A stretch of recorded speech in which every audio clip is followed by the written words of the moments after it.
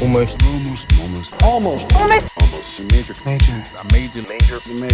Major. Holy fucking shit, this is major!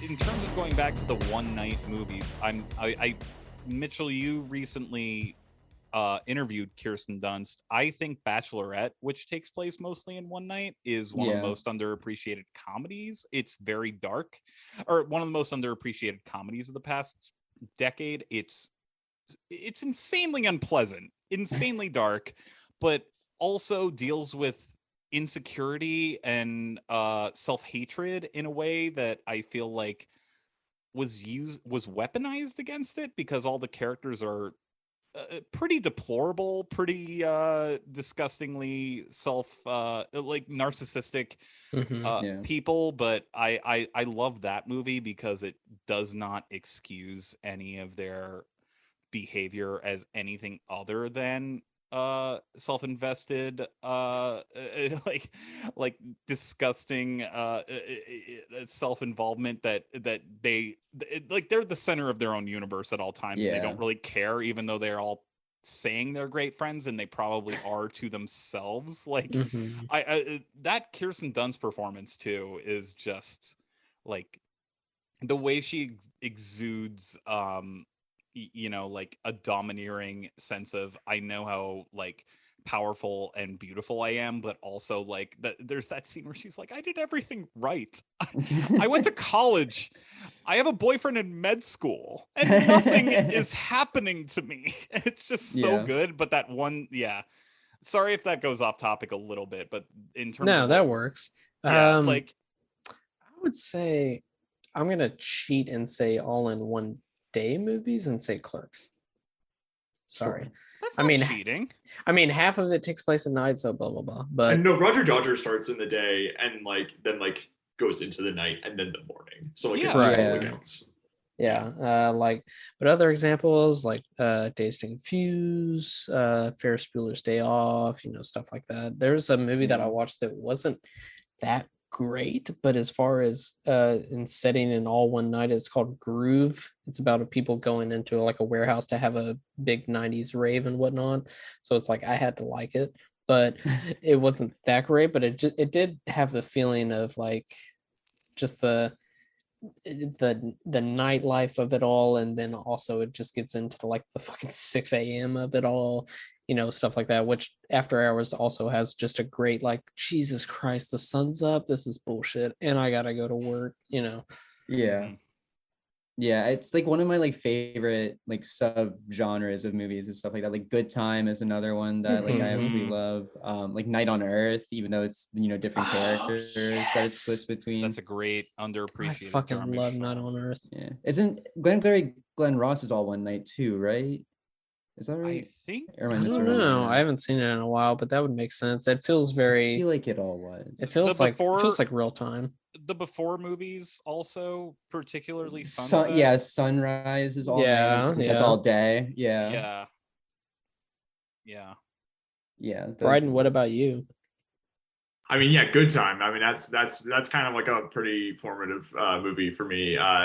Saw that like when I was like starting university and have like loved it. Same, every time I've seen it since. And that's like a really good movie that like gets like kind of the excitement of being up all night, as like they're just like racing around, like there's all like the neon lights and everything, so it is like very bright and energetic. But then like, I mean, they really get the exhaustion by the end of that movie, where like they arrive at Barkhan FD's apartment, and Robert Pattinson says to Buddy Dress, like, call up your friend, and then like it cuts to like harsh like blue morning daylight and everything, and like Pattinson's just like white rubbing his eyes, just like, I'm so exhausted clearly, and like Duress is just drunk next to him. It's just like, it really gets the exhaustion, but also the adrenaline rush of being up all night. It's really good.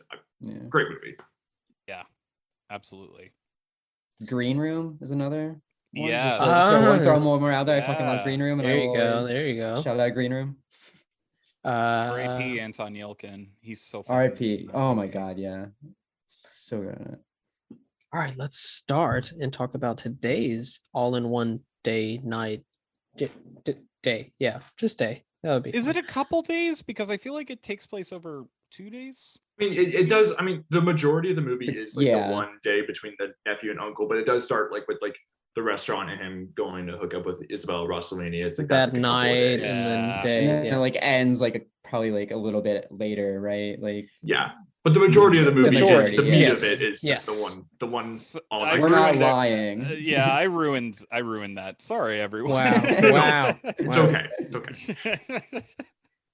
Welcome to another episode of Almost Major, the podcast where we talk about the mini major Charlie, why are you laughing? I'm embarrassed. Embarrassed.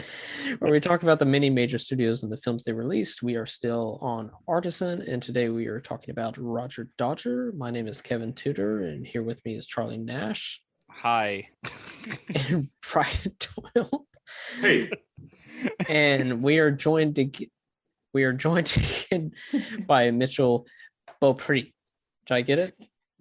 Son of a bitch. Hold on. I got this. Beaupre? yeah. Okay. I started it and I was just like, I got it this time. I remember there was, oh yeah, I got it. Oh boy. I mean, it could be worse. For both of Jack Draper's episodes, I was just like, you're not your co-host, but this is fine. To be fair, I've heard Bo Poop at one point, so What? Oh, It so could- grade it school could be was a just lot worse. terrible for you. Okay. yeah, not the best. But yes, like I said, we are back again to talk about 2002's Roger Dodger. Trying to think if any plugs we need to do or anything, or we just jump right into it. I think we should just jump right into it. Roger Dodger, 2002. Premiered at Tribeca, May 2002. This is a Tribeca-ass movie. That makes sense.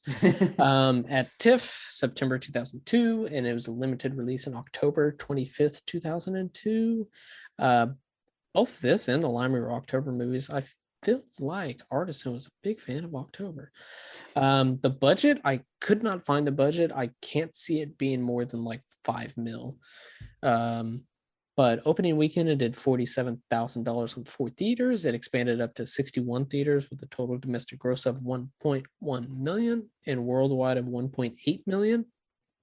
This is written and directed by Dylan Kidd, which I thought that was the name of that one movie with the guy who played Superman, but that was Dylan Dog, Dead of the Night. But this is his first feature, and after this, he does PS in 2004 and a few other movies. I believe, Bryden, you watched all of his filmography. no, I did not see. What's the? I keep needing to look up what his most recent movie is. Party Boat. I've not seen Party Boat, but I saw Get a Party Job Boat. around the time that it came out. It's one of the worst movies I think I saw last decade. You did not see Get a Job because that movie does not exist. Yeah, No, That it is doesn't. like the classic, like the quintessential, like this movie sat on a shelf for 3 years and we finally released it because Miles Teller and Anna Kendrick made some other movies that people like. Yeah.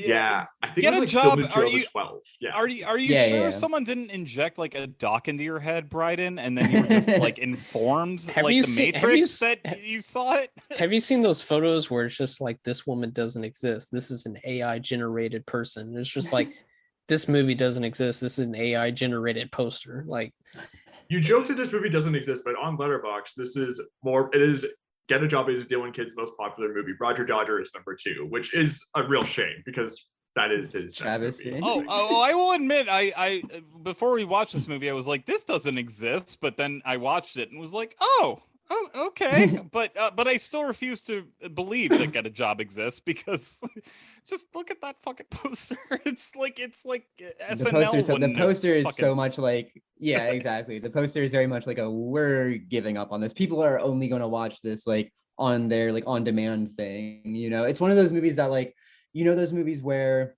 the like title starts with like a number, but it's like spelt out, but then they like change it so that the number is like the number so that it shows up like first, the first like, on movie. demand. Yeah. It's like, it's very much like one of like, they didn't do it with that, but it's like that kind of movie where they're like just like so giving up on it, but they know if like people see Miles Teller face on like a poster for it, maybe they'll, you know, pay $4 to watch it. Right. That it's the film equivalent of whenever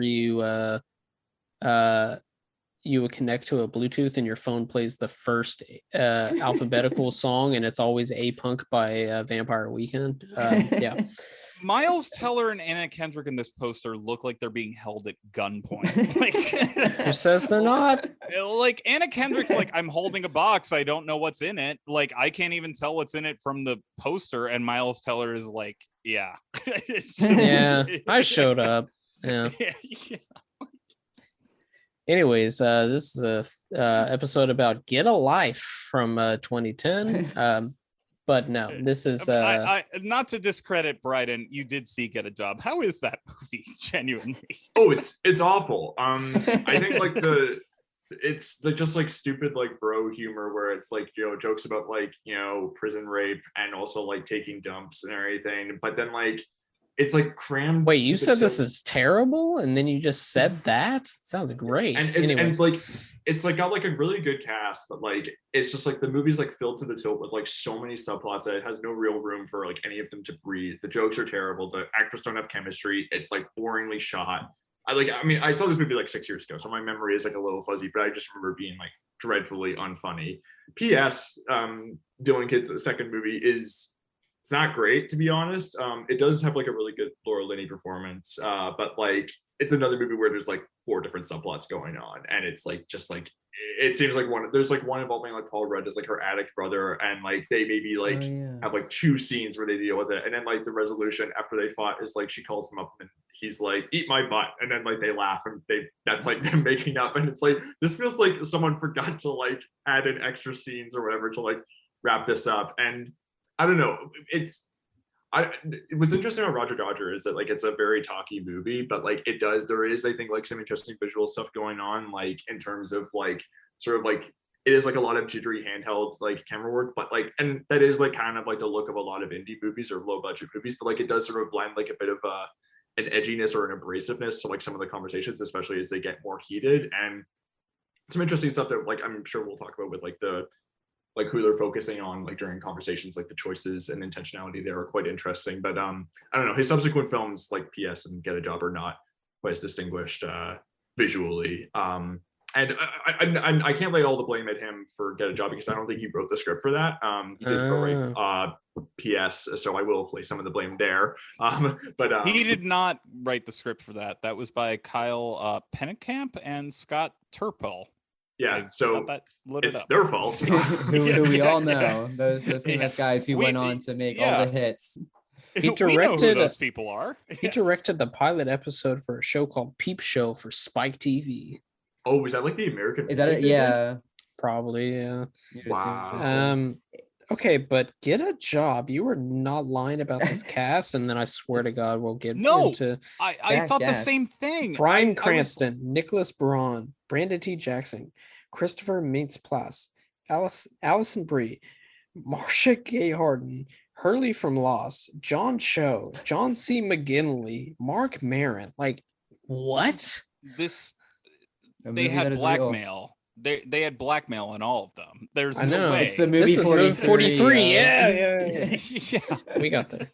Is Bryden, is PS, isn't that like I feel like I saw it when it like came out, but isn't it like basically kind of the same plot of like Birth, where like isn't like Topher Grace playing like her dead husband kind of? It's like she thinks that's her dead high school boyfriend because he has the same name. He's like also like kind of an artsy type, and he looks exactly like him. And then she starts out on an affair with him, even though he's like an art student applying to Columbia, I think, and she's like the admissions person. So like big ethical violation. I'm not being crazy, also, but I just looked up the date for PS, and Birth came out the same fucking year. Yeah, the same. That's why. Yeah, that's 2004. What was in the water that year where they're like, let's do a lot of these like. But Birth is a fucking masterpiece. I know it wasn't well received at the time, and I know people were like, yuck, but like I genuinely think that movie is all about grief and like in a way that Nicole Kidman's looking for any sort of substitute for her husband in a way that is not like she's stunted by grief in a way. This isn't a Birth podcast. I'll just shut up. But like, that is like if you haven't seen Birth, go look Birth up. Jonathan Glazer directed it. Possibly Nicole Kidman's best work of her entire career, and that's saying something. Anyway, let's keep going. Roger Daughter stars stars Campbell Scott as Roger Swanson, prior supporting roles in Big Night, which he directed, and yeah. The Day Trippers from 1996. Also, hell yeah. After, he plays Richard Parker in both Amazing Spider-Man movies. No. Yeah. Yeah, let's get the guy that did 500 Days of Summer and give him Spider-Man. Jesse Eisenberg as Nick. This is his first role outside of a starring role on the Fox show Get Real that ran from 99 to 2000. After this, I mean, you know, Isabel Rossellini as Joyce. Prior to this, Blue Velvet. She's also in Big Night with Campbell Scott. After this, she's in Enemy in 2013 and Joy 2015. Elizabeth Berkley is Andrea. Prior to this, of course, Jessie on Saved by the Bell and Know Me from Showgirls in 1995. After this, S. Darko and the recent reboot of Saved by the Bell. Not the first time S. Darko has popped up on this podcast for some reason. No. Jennifer Beals as Sophie. Prior to this, of course, the lead in Flashdance shows up in Devil in a Blue Dress. After this, a big role on the L Word. She's in Runaway Jury, and of course, The Grudge 2. Brought up The Grudge 2 episodes in a row. We did it. Oh my god. One thing I did not do much research. I did no research on this movie. I just looked up an article right now or an interview with Dylan Kidd, and it was interesting how he's executive producer on that, and that's his clout. And I guess working with Isabel Rossellini, that's how she got to sign on the movie. You know, like he said, like, "Oh, do you want to be in this movie?" And she's like, "Yes." Like that was sort of like the big get. Right. Scott. Yeah. Right, because he. Yeah, because I think I read that he just like, well, this is the only trivia fact I had. Desperate to get this movie made, Dylan Kidd handed Campbell Scott the screenplay when he saw him in a restaurant. Scott recognized the importance of the material and not only signed on as lead actor, but executive producer. And then I did see a review at the time where people were just like, I can't believe that like this is such a indie movie, and it 2002, it should have been shot on like DV, but it was actually shot on 35 millimeter. Like that's wild. I feel like it would have transitioned very well to like a DB movie, especially since it's just, especially like the street scenes in New York and whatnot would have worked really good, just looking DB and in the club and whatnot. But yeah, let's get into initial thoughts. Mitchell, as our guest, what did you think about this? Have you seen it prior, or is this your first time? Yeah, I had seen it prior, probably like not when it came out, but maybe not too long after. Maybe I was like 15 or so like 2005, 2006ish, and I remembered liking it, but it being kind of like one of those movies that didn't make too much of like a lasting impact on me, so it kind of blurred together with like a lot of other like similar kind of like indie stuff from this era that I had seen like around that time. And because of the kind of basic plot of it, you know, which is about, you know, Jesse Eisenberg plays the nephew of Campbell Scott's character, who goes to him basically for like guidance on getting with women. And Campbell Scott's character is a very, you know, misogynistic piece of shit. And we see that kind of played out over the course of the movie. And like remembering that that's like the basic idea of the movie, I was worried that it wouldn't have aged particularly well. But I was surprised rewatching it for this that it actually aged really well, I think, because of the fact that like this, you know, exploration of gender dynamics and specifically of this like toxic male, like, you know, bro that Campbell Scott is, really is portrayed in a realistic way, where it's not like, we're not supposed to be like lionizing him. We're not supposed to see him as, you know, the idol that Eisenberg's character initially sees him as. And through the course of the movie, he is just kind of like taken down a peg and a peg and a peg and a peg. And we realize that ultimately he, even if he's talking himself up the whole time, he really is kind of, you know, a pathetic piece of shit. And deep down, he probably even knows that and is like almost overcompensating for it. And so I think that viewing it in today's, you know, with the lens of today, I think makes it even maybe more interesting than it was when it came out. I also forgot to ask you in the first episode, what When you think of Artisan, what was your first exposure to Artisan? Yeah, so my first exposure to Artisan, honestly, it might have been, actually, it was probably Ghost Dog, which Okay. you did a really good episode on with Oh, Dan thanks. Mecca. Oh, thanks.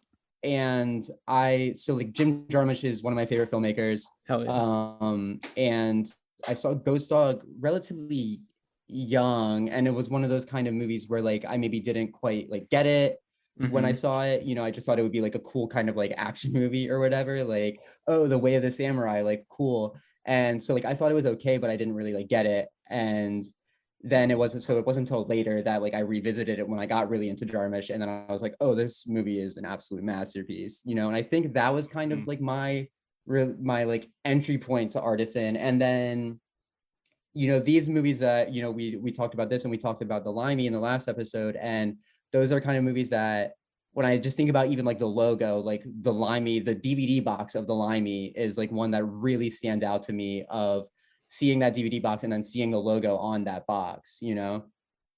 I was glad when I watched it on Tubi. It started with the Lionsgate logo, and then I started booing and throwing all the tomatoes at my screen. And then right after that, it still had the Artisan logo. So I was like, okay, all right, you're fine, you're fine. Bryden, I think you said you had seen this before, right? Yes, I rented it from my school library back in like 2018. I think I was in my second year of university. I liked it quite a bit at the time. I did have reservations about it, particularly about the ending. I felt like it was a little bit too clean cut.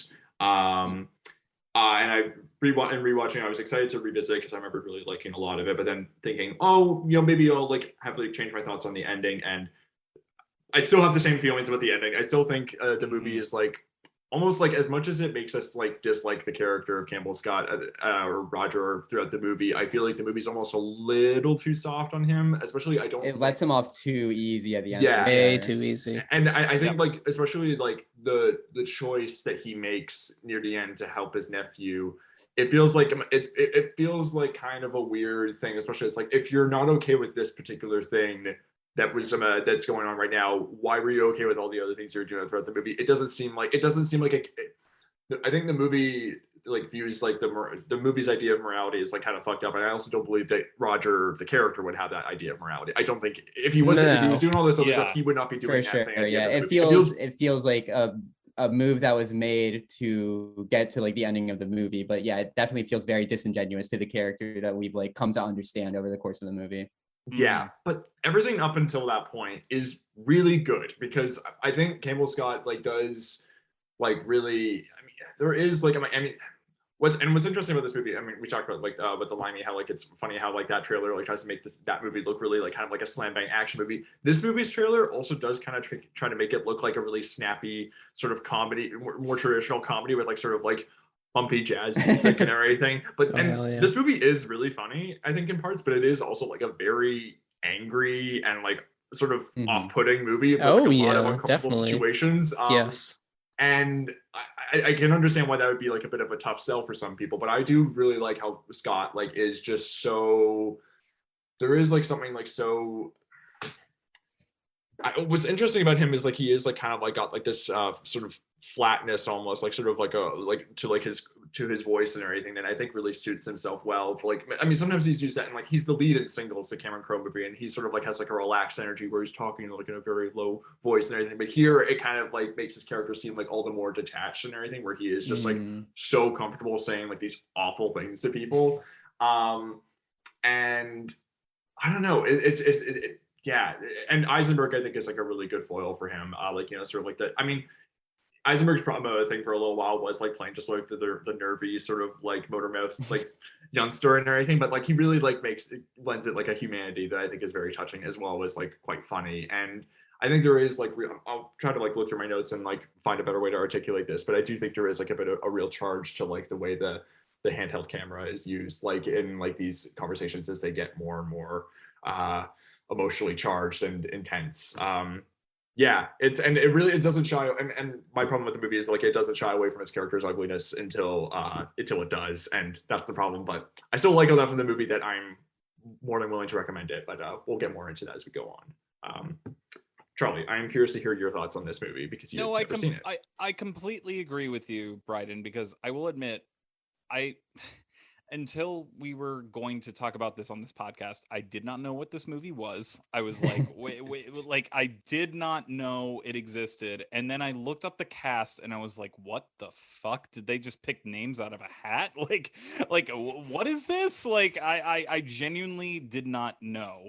I agree with everything you're all saying about the ending, because I feel like there's a moment, without spoiling anything, but we will get to it, where the movie should have ended and it didn't. It just it has a certain pathos that is in tune with the tone of the rest of the film, especially with the Jennifer Beals character, where it should have just cut there and it didn't. And I will say, like, I thought the movie was over and then it didn't keep going. But I will say, like, you know, when I've heard the plot of this film, which is like a smooth talking ad executive like wants to get his nephew laid, I was just like, ugh, not another one of these. Like another one of these. Come on. Like I've seen this so many times before.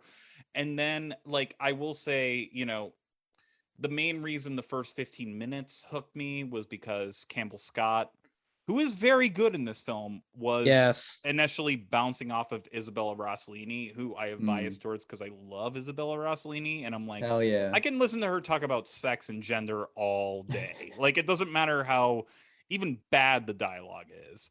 But and in this case, I don't even think it's like bad, but I was kind of like, is this going to be the whole movie? Like, and then she leaves and I lost interest for a good 15 minutes after that. And then Jesse Eisenberg enters the picture and I was like, okay, here we go with the I'm going to teach him how to be a man thing. But then the whole segment with Jennifer Beals and Elizabeth Berkley came up and I was genuinely shocked by how moved and how involved I was by everything. And like it took a total 180 on me, where I was like, it just had, you know, in the year 2022, when you look at this film, it was like it was made, you know, 20 years ago, and you think, you know, this type of movie that was made all the time. And as you said, Bryden, like, you were worried how it would date, and there are certain elements that don't, but there are certain elements that do. And especially because a lot of the advertisements were, you know, about binaries, about men and women and stuff like that. And I was kind of like, yeah, that doesn't interest me at all. Like, we've gotten past binaries at this point. Like, and I was genuinely kind of shocked by how tender some scenes were and how darkly funny, but also how self-aware, as everyone here has mentioned before me, how Campbell Scott, the film is so self-aware about how Campbell Scott is so full of shit and reduces things into lumps like the way I expected the film to do, that I was like, I can't believe that I'm as involved here. So I agree. I don't think it's perfect, but I genuinely kind of pulled the rug under me in terms of like what it was doing at that time. Yeah. I thought overall it was fine. It was a good kind of hang. I kind of a sucker for just like a few people just being out on the night and following them, going back and forth to different types of places. Like you were saying, I think Campbell Scott is like really, really great and very magnetic, even though everything he's doing should pull you back. Because I remember like the first like 5-10 minutes, I was just like, oh wait, is this like a 2002 movie where like some indie guy is just like, I'm gonna write a character that really gets women, man. Like we haven't been able to do this throughout the years, and I'm just gonna finally just, because it kind of, the way that he's talking at the restaurant at the start, it just felt like kind of like a diatribe. Like it just kind of felt before I knew what the movie was, I was just like, is this guy just a mouthpiece for the writer and director? I was in the same boat where I was just like, if this is what the movie's gonna be, I'm gonna be exhausted by minute. This like, is why 10. this is why the clitoris is on the outside. Oh boy, yeah, we'll get to that. Yeah, like I saw a lot of people on Letterboxd just being like, yeah, after like 10 minutes, I couldn't do it, and I was like, you're not wrong, because 10 minutes in, I was just like, where's Eisenberg? Something's got to change because this is painful, which it's supposed to be. I understand that, but yeah, it was a fine time. I really think the best part of it is when Elizabeth Berkley and Jennifer Beals show up. Like that entire 100%. stretch of the club and then going outside is just but it also, it's like, oh, this is really sweet, and then it undercuts with something that doesn't age well.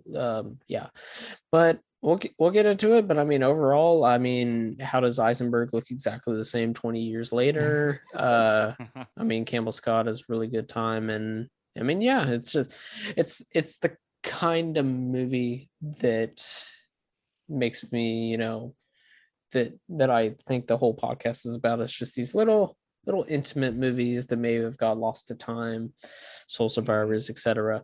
Where God, I miss movies where soul survivors could thrive. I was re-listening to our Soul Survivors episode, and I was just like, do I have to own this movie just like as a trophy? Well, you got to get a killer cut. Come on, you got to get the killer cut. You can only get the killer cut. You can only get it. There you go. That's the best cut. The only cut. I was just like re-listening, and I was just like, this movie is just like a wish upon. It's like a 0.5 star and a 5 star at the same time. It's just so terrible, but it's like one of those you got to show somebody and be like, oh, do you think you know where this is going? Guarantee you don't. But anyways, yes, let's get into the Rogerist of the Dodgerist. Like we were talking about, the opening restaurant. It starts out with Roger, played by Campbell Scott, Joyce, played by Rossellini, at a restaurant with a few other people that they work with, where Roger is just going full dumb dude, saying that women can't tell directions, so men have to exist, which is it's a sound argument, honestly. And then like Mitchell was saying, where he's like explaining the clitoris, and it's just like, it was discovered by this man in the 1400s. I was like, what is going on? So I was like, oh boy, where's this going? Why would somebody be able to just know that information and rattle it off the top of their head? Yeah. I know that is some cool guy scripting right there. I It's guess very like movie shit. Yeah. That opening scene really was like, if this is I can't deal with this if this is what the whole movie's gonna be. I think the movie is undercutting it from the beginning, where he is like, it keeps cutting to like all these people who are like, when he says like, he starts mansplaining the vagina, and like Isabella Rossellini just like buries her face in her hands, like, you can't, like, she can't fucking believe this guy. And then like there's like the other people, like there's the one coworker played by, I think the actor's name is Ben Schenkman, who's also in Pi, which we'll be talking about in a couple of weeks.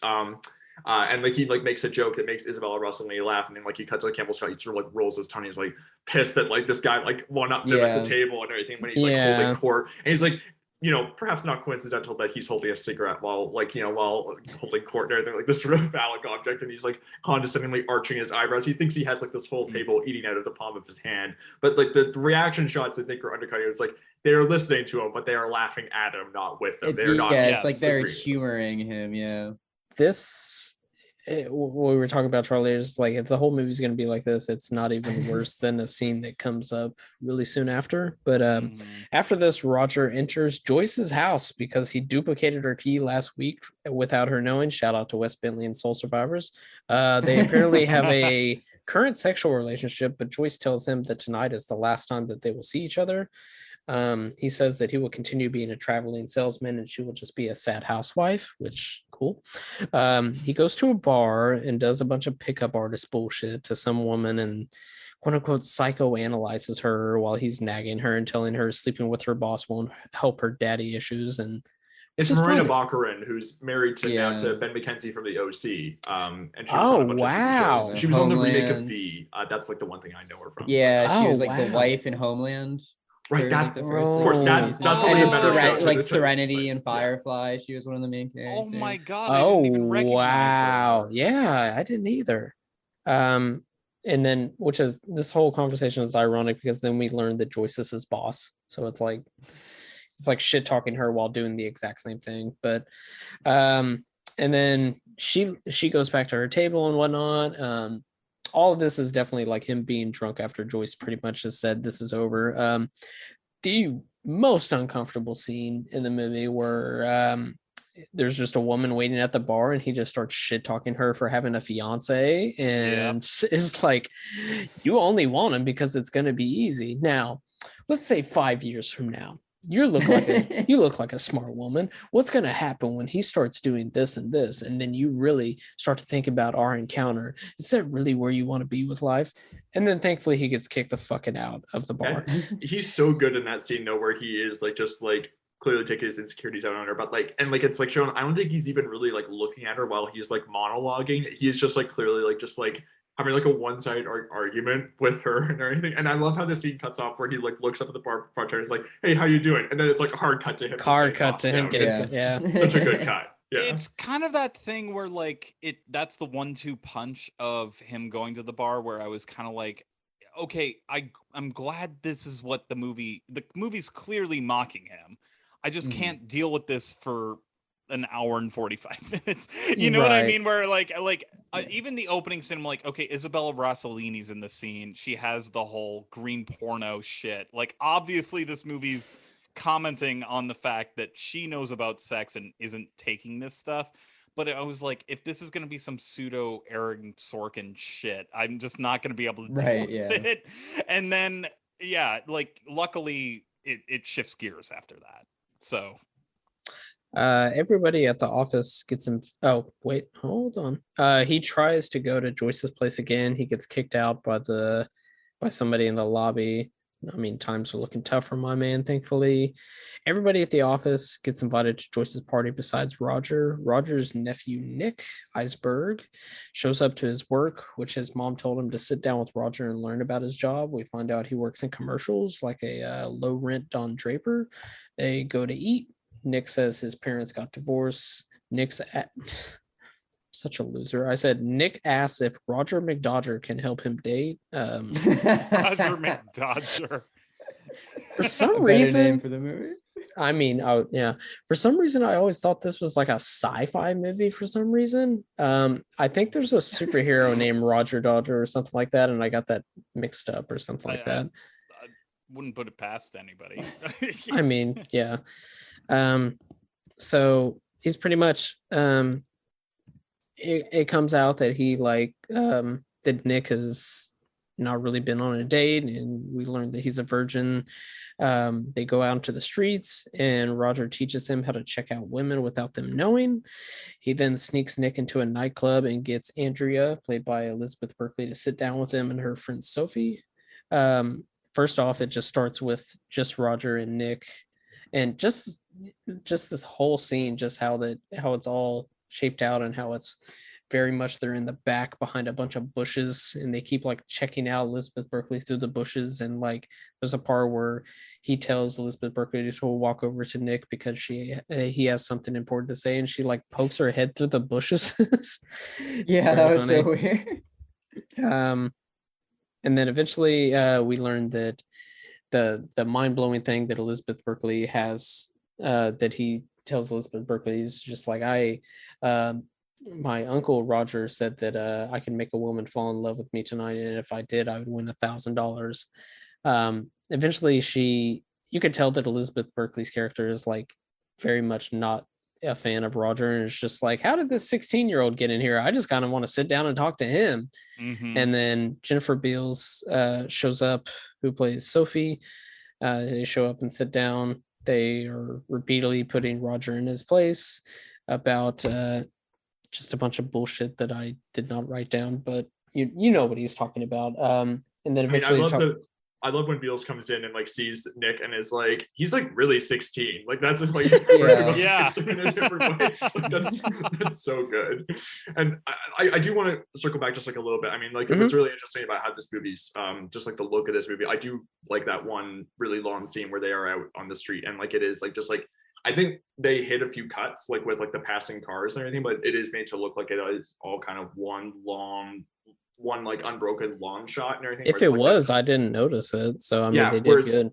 yeah, whereas them just like sort of scoping out like how to like look at women and everything, and it's like some really good visual comedy where like, you know, Roger's like sort of like all caught up in his own act and everything, like the camera pans, but then like Eisenberg hasn't like entered the frame with him. He's like Yeah. off like somewhere else, like doing something distracted, showing how he's like kind of not able to keep up with him. And you know, Roger's like saying like how to be aware of like all the stuff and on the street around them and everything, but he's not like it's kind of like ironic, but like he's encouraging all this like attention and everything, but he's like, you know, so emotionally disconnected from everything and only like looking at the surface elements. There's like so much other stuff that he's missing or not opening himself up to, whereas Nick is like much more tapped into his emotional stuff. And, like, The camera Yeah. work also feels so voyeuristic in a good Oh way. yeah, it Like- feels like- it feels like they yeah. didn't have a permit because it's just across the street. Yeah. Like Yeah. sometimes there's just a car just like really close in the frame, and then there's people walking by, and you feel like you should be seeing them more. But yeah, it does feel very. I did like that a like lot. How it candid just, camera. Right, Yeah, right. that was one of the things that I loved so much about the camera work. Was most striking to me in the scene with, you know, where they're at like the bar talking to Berkeley and Beals, and like the way that it's like shot feels really much like very much like we're spying on the conversation, and like Mhm. like from like the angles aren't perfect, the blocking is like never perfect, like there's always like things like, you know, what's the word, just like foliage, you know, decorating the Right. bar that's like kind of in the frame and everything, like getting, so it's not like a clean image, and it just helps to add that kind of sensation that we're like spying on them and just like watching them having this conversation. Well, like we're not supposed to be there, just like Jesse Yeah, Eisenberg yeah, is not supposed to exactly, be yeah. there. Mm. Yeah. That Yeah, was and me. that's That one of was the me jokes. tapping into my film school literacy. Thank you. Thank you. And that's one of the jokes that we get in I think when they first enter the bar. It's like, well, like I'm underage, how do I get into this bar? And Roger says like, you come up with like a lie, you know, you say like, oh, my uncle owns the place, or I'm an actor researching a role, and then they recycle that line like 3 other times. Like Yes. Yeah. it's so good. Yeah.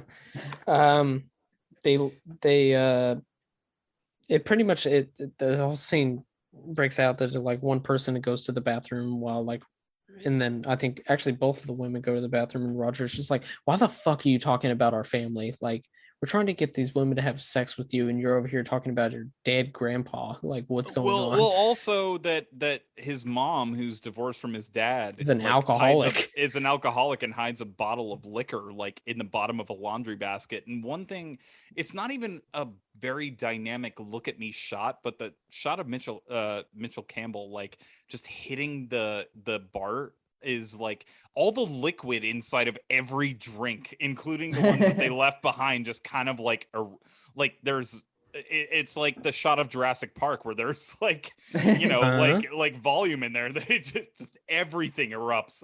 So like even if the volume of the shot doesn't like hit you in terms of an audible sense, you can see visually like the amount of pressure he makes. Just oh god, like Yeah. every beverage is just erupted somewhat. Like Yeah, Scott sells that heel turn where like he is like kind of like got that smarminess where he's like always kind of in a perpetual grin, but then as soon as like he's alone with him, he slams the table and like and he really knows how to hit the emphasis. I mean, one of the moments that like is really kind of cruel is when he forces Nick to drink. He's like, you drink that drink and everything. Like he like says like this is like how like we're gonna do it and everything. It's like I don't put alcohol in my body. It was just like they've been using alcohol as social lubricant for centuries. You think you're better than that? And then he's just like, okay. That's one of the creepier things that Roger gives as advice for picking up women, as well as groups are not ideal. And it's like, oh my gosh, you isolating women. Yeah, like it's really, yeah. I mean, that's the thing that's so upsetting about this movie is like, I mean, Campbell Mitchell also like he looks at everything as if it's like statistics, or I mean, even one character says you use reduction. Like he's looking at everything almost at a like mathematical level in terms of like stats. Whereas Jesse Eisenberg is much more attuned to feeling an emotion and just reading people.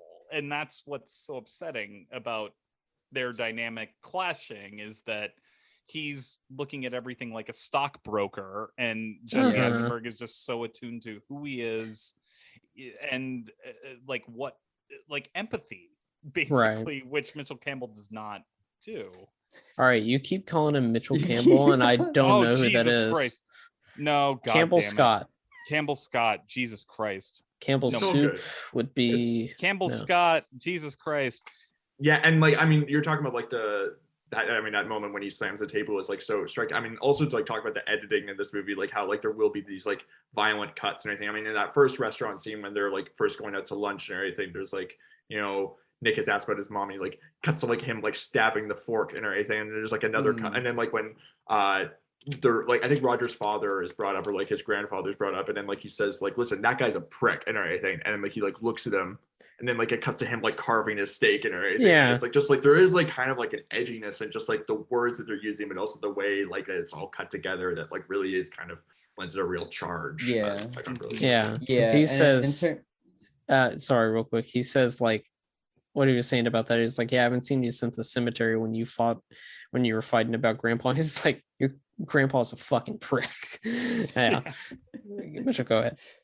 Yeah, I was just gonna say like it's interesting too in terms of like how the movie kind of develops from like what it could have been to like what it actually is in the scene with, you know, Berkeley and Beals, where that shift does happen, where Eisenberg starts bringing up the family stuff, because like right before that, what's happening is like Beals, you know, starts talking about like what it's like when she's like going down on a guy or whatever, and like the conversation is like very salacious, and it's kind of in that place where like Campbell Scott wants it to be, you know, going a certain direction, and it feels like the movie could go in a certain way where it is, you know, very much that like more like sex comedy kind of like thing, but then the realness comes in, and you know Eisenberg starts bringing it out, and then that's what makes Campbell Scott, you know, so mad, is having to be brought back to reality and these things that he's obviously, you know, trying to avoid, you know, no matter what the cost. And it's not like the fun game for him anymore because these real world things are being brought in, and then that like makes him, you know, erupt like that.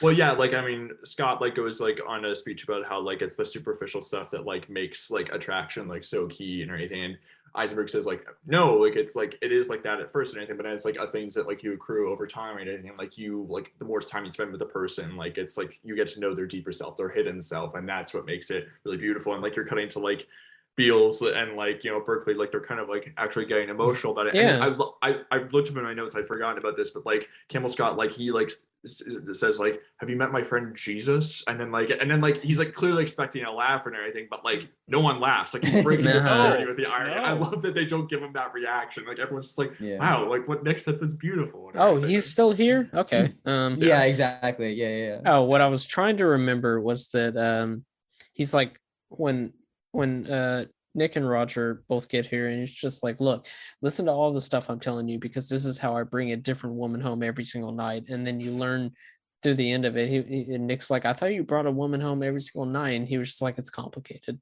And it's just like, you don't even believe the bullshit you're saying, which I do love how this is like a takedown of fucking pickup artist bullshit. I kind of wish it went a little harder, because but it's also gotten way worse since this movie came out. So well the ending kind of mutes that. I don't even know if that's the right word. Like that's it's complicated. I mean, we'll maybe get to that. Yeah, like it's complicated, but that whole stretch where Jennifer Beals and Elizabeth Berkley, you know, interact with Campbell Scott and see, I got the name right. There we Campbell go. Scott and Campbell Scott and Jesse Eisenberg.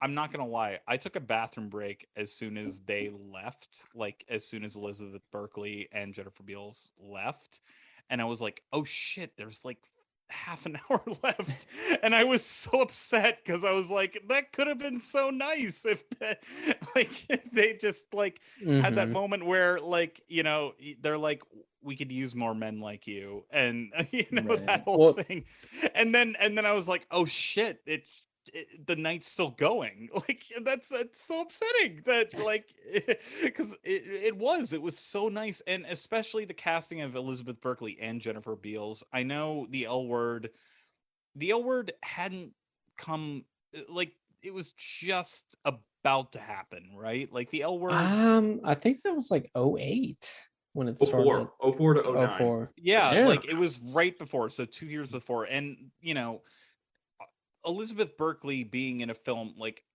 I adore Showgirls. I love Paul Verhoeven. I love Elizabeth Berkley's performance in it, but it has obviously become a mockery, and then to see Elizabeth Berkley just in a role that is so restrained and down to earth, and where the men are kind of the ones who are supposed to be like kind of like laughed at and made a mockery of and despised. It was genuinely refreshing to me, even though we're recording this in 2022.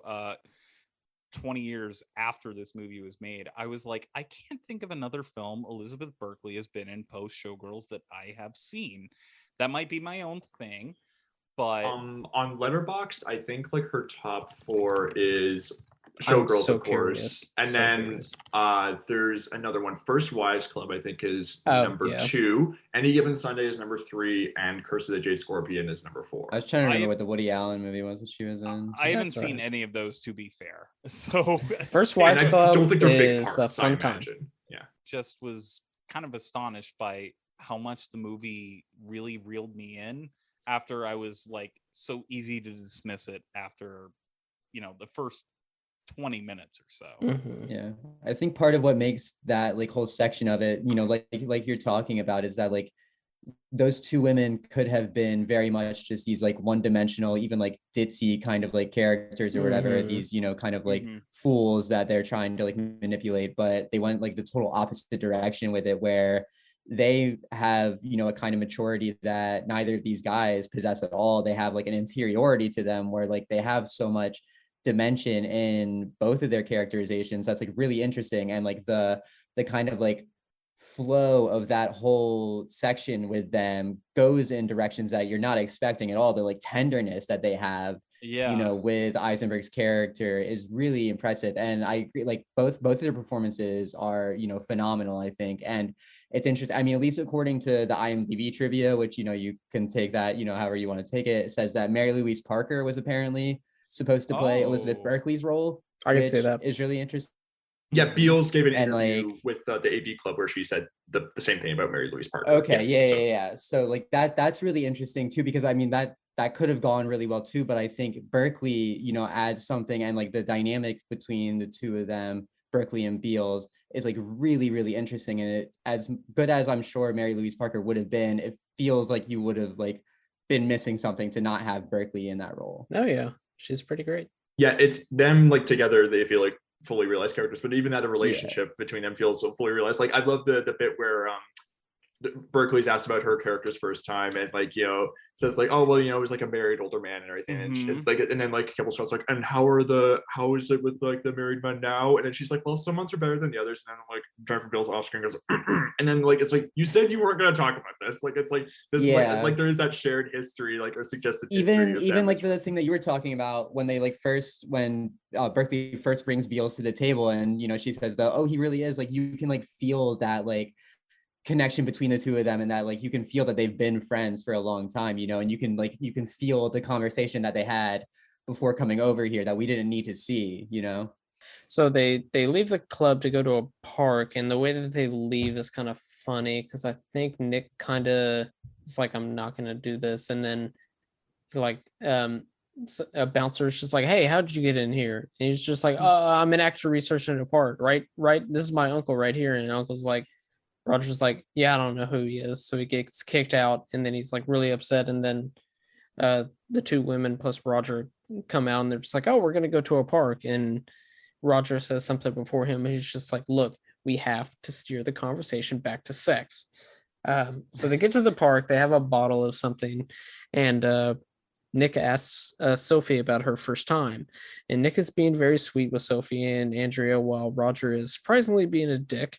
I like how Andrea goes to sit with Nick while he's talking. She's like previously sitting with Roger and just goes over and sits with, so it's both of the women and Nick, and Roger just by himself. Yeah, Sophie kisses Nick, which is weird and wrong when he says he's a virgin and only has kissed somebody. And then Roger's like, hey, Andrea. And she's like, what? No, I'm not going to. No, that's not going to happen.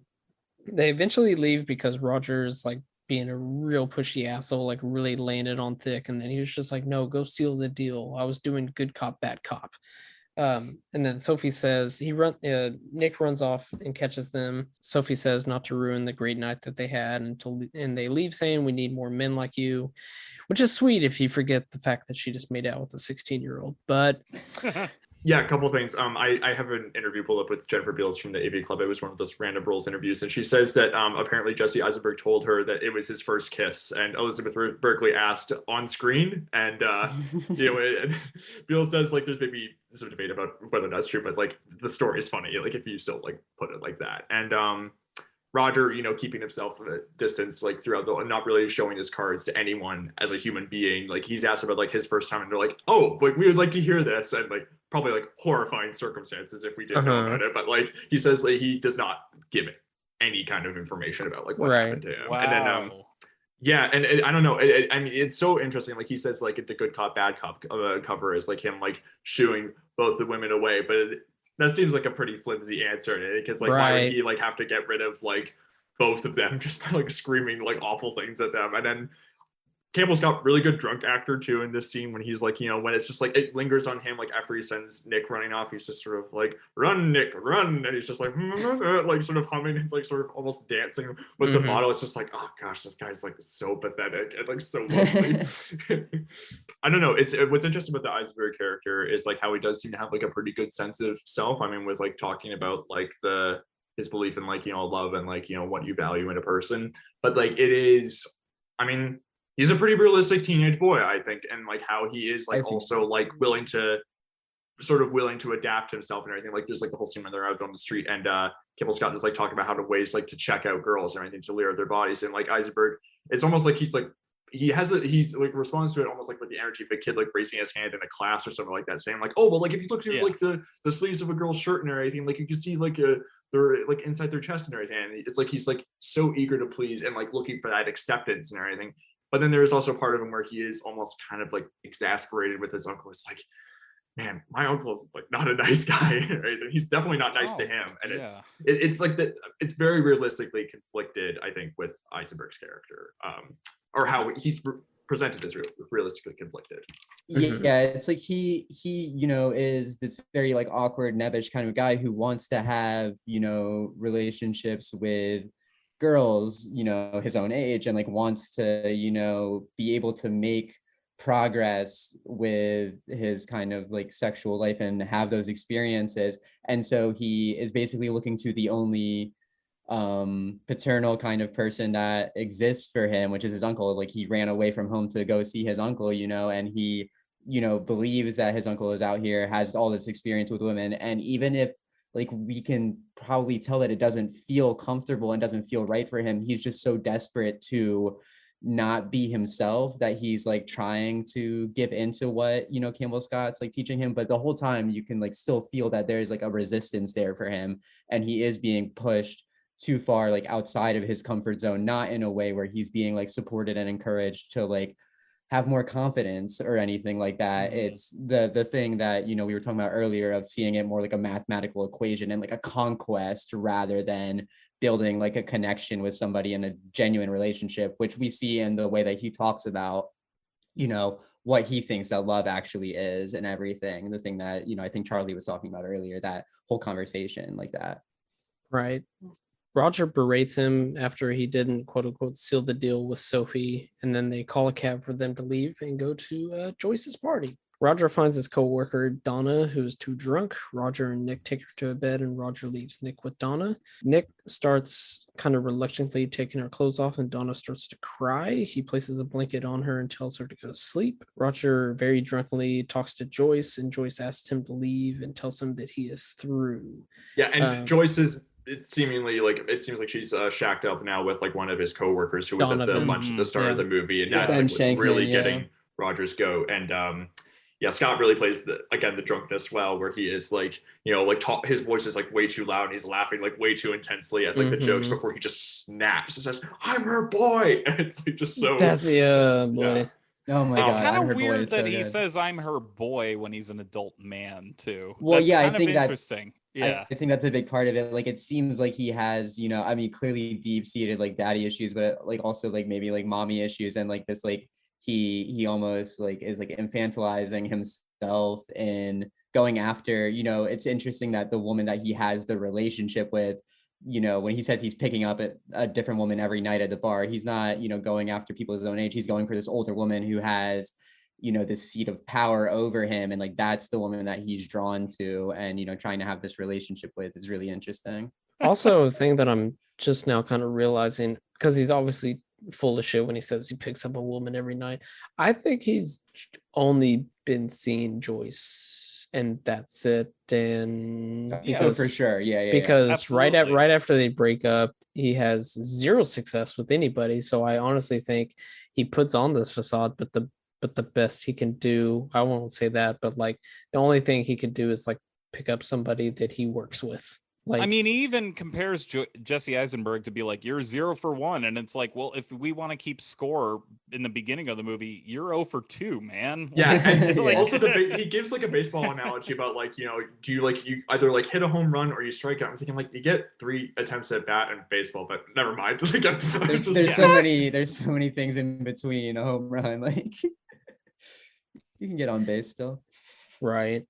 And then after he gets kicked out and Nick is like, hey, what happened? And he doesn't, Roger doesn't tell him what happened. And then Roger's like, I'm going home. We did all we can. And he's just like, what are you talking about?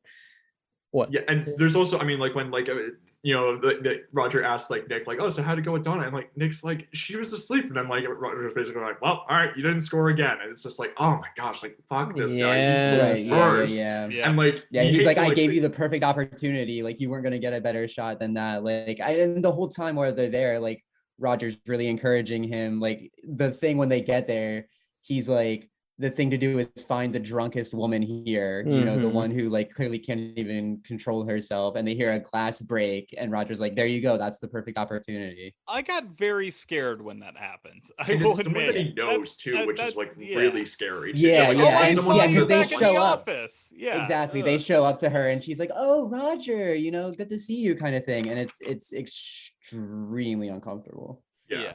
But yeah, Roger's saying he's going to go home. And Nick is just like, what are you talking about? You said there was a fail safe. And he was like, a fail safe? You want to do the fail safe? I don't think you could do the fail safe. And he was like, no, do it. The fail safe ends up being a brothel.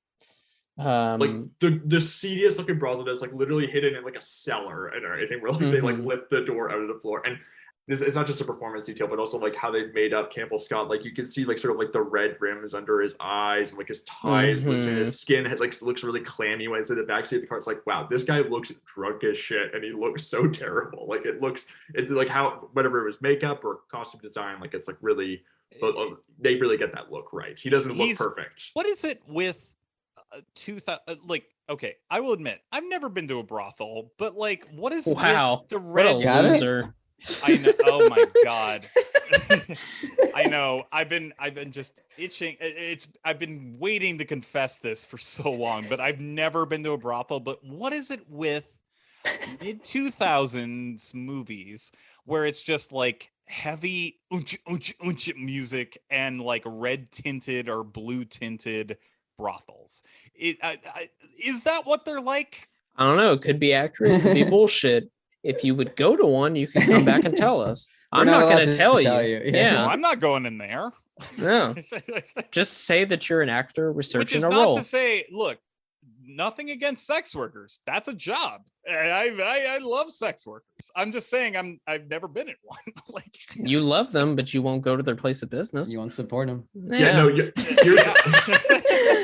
I mean, you're saying you don't have anything against sex workers. The movie seems to make this line of work look like a hellish descent into the underworld. That's kind of my point. Is kind of like I as someone who has never dealt into like dealing with acquiring sex work in my own financial business. I don't know if that's accurate, but it does seem stigmatized a little bit. I don't know. Like, certainly, yeah. It definitely, has that vibe of like, this is, I mean, what we just said, like about like the descent into like, this is the lowest they could possibly get. Like, and like, I mean, even Campbell Scott's like referring to it as like, if all else fails, I have, what I can't remember what he refers to it as, but it's like a trick up his sleeve, like a last resort kind of thing.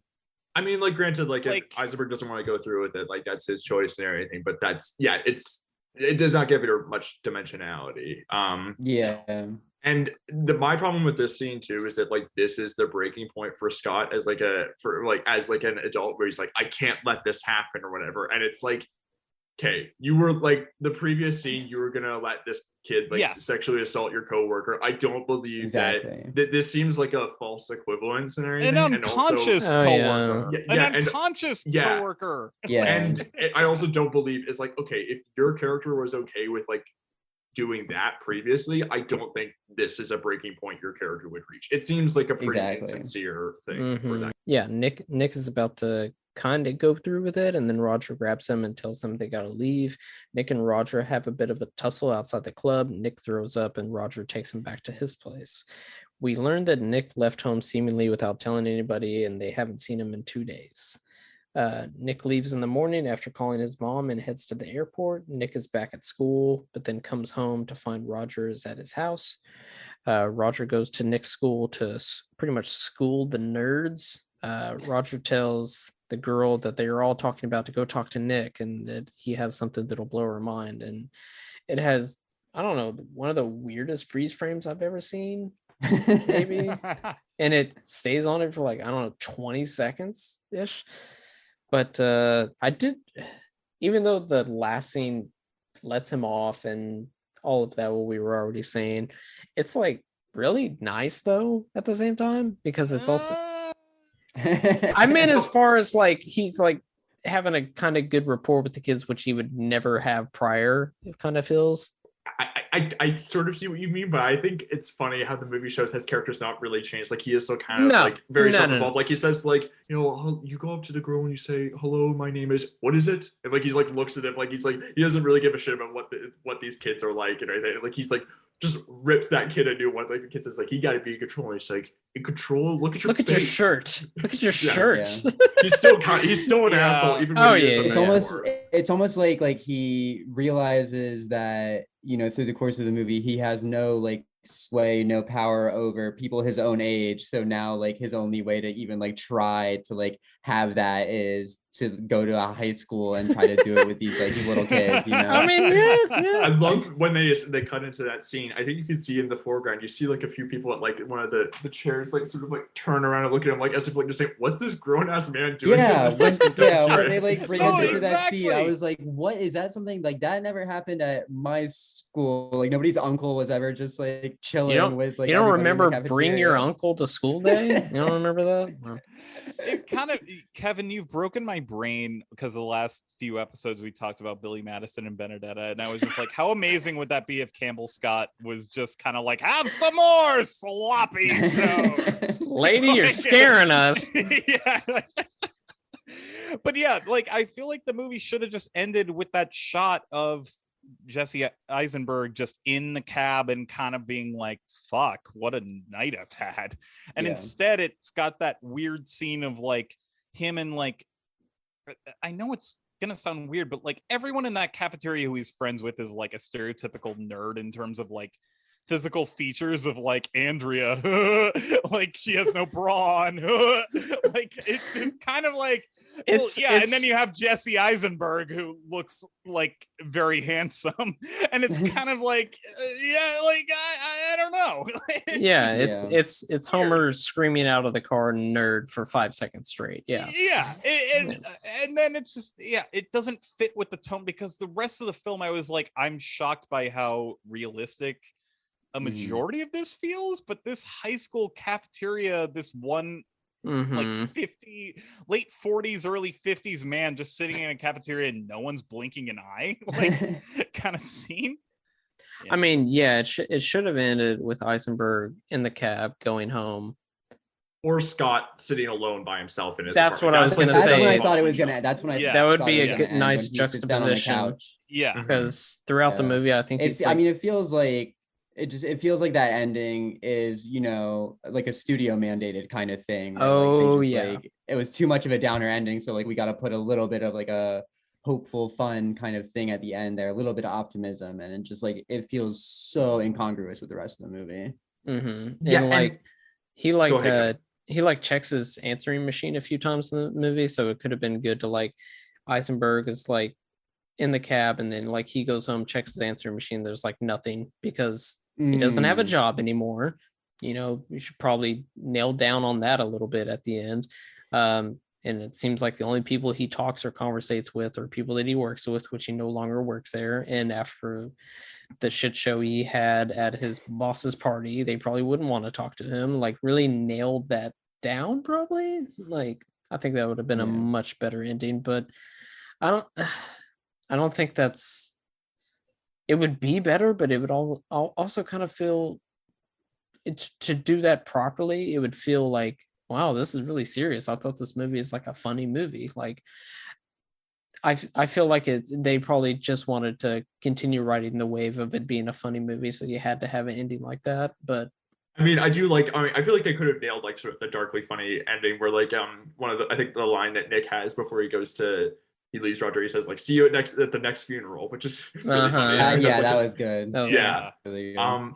And I don't know, I guess I'm mixed on the cafeteria scene because like, it's like Campbell Scott gets like the girl to go up to Eisenberg with like it's like, "Oh, you said you told me something to blow me away," or whatever, and you cut to Eisenberg's POV as like it's sort of like he's scanning the cafeteria for his uncle who's vanished into thin air. So like it's sort of showing how, I guess, like a realistic teen kid, this guy is sort of like torn between the two selves and everything, the hormonal sort of like kid who will like maybe do anything like his uncle and everything, and like maybe the kid with the sense of self. But it's like, I don't know, I feel like it's like, and I get that like, people are complicated and like constantly evolving or regressing, but like it's, I don't know, I do feel like, especially that cab shot, I mean, I think Charlie, you mentioned it mirrors sort of like the Jennifer Beals shot where she's like sort of like looking back in the cab. Yeah, I thought that would have been so poignant, and also it ends with the same type of freeze frame as if it's like the 400 blows or some shit. Like it's like why are you doing this?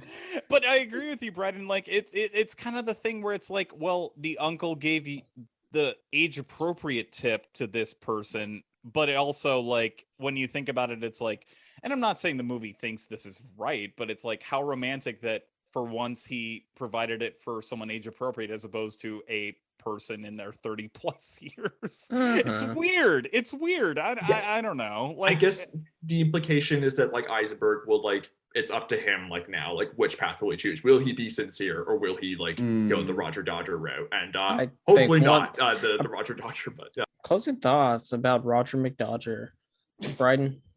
Yeah, I do really like this movie quite a bit. The only problem I'd have with it is that like the ending is way too pat when the rest of the movie before it is like appropriately thorny and complex when it comes to dealing with these sort of abrasive characters. And I think it's for a writerly dialogue heavy movie, like there is actually some pretty interesting filmmaking in terms of like the edit and shot choices, and the dialogue does like have a nice sense of wit while also being like appropriately off-putting in the parts where it counts. I just wish the ending wasn't so tidy. That's my really one big problem, and it is kind of a big problem, but the rest of the movie's so good that it's still worth seeing. Charlie? Yeah, same. I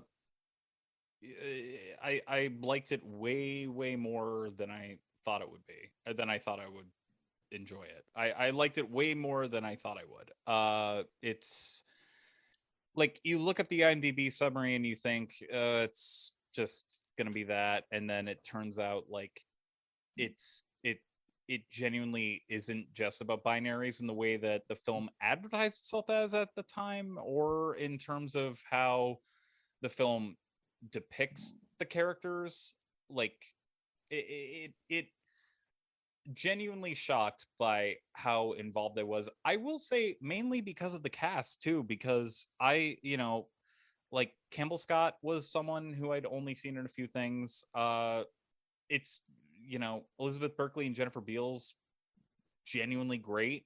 Jesse Eisenberg in his first role, like absolutely appropriate, very good. I wouldn't be like you must see this film, but in terms of like what I was expecting, in terms of like my own biases against what I would expect early 2000 indie dramas would be, I think this film was kind of ahead of the curve in ways that I genuinely was not that upended my expectations, I will say.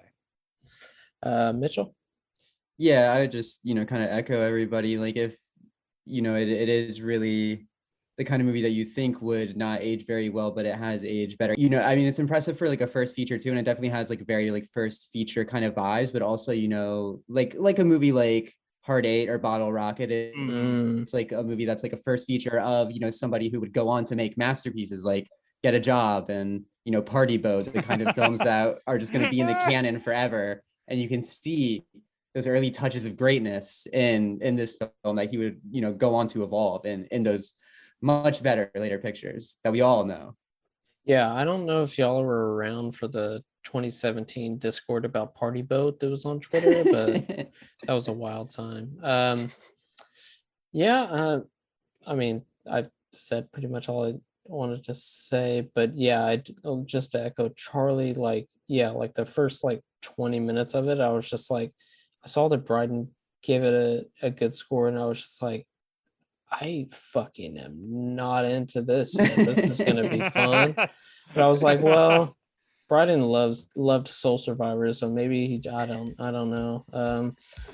Bryden was just clamoring for Soul Survivors with lots of pots and pans, just bringing it together.